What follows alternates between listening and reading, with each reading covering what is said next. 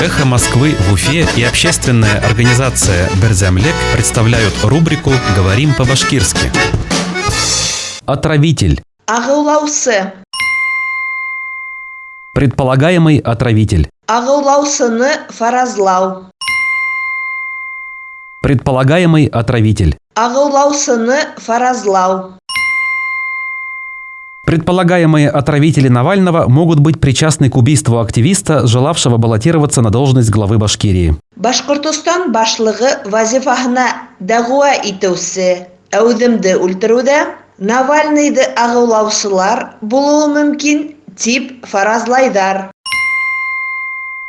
Предполагаемые отравители Навального могут быть причастны к убийству активиста, желавшего баллотироваться на должность главы Башкирии. Башкортостан башлыгы вазифаһына дәгъва итеүсе әүҙемде үлтерүҙә Навальныйды ағыулаусылар булыуы мөмкин тип фаразлайҙар. «Эхо Москвы» в Уфе и общественная организация «Берзямлек» представляют рубрику «Говорим по-башкирски».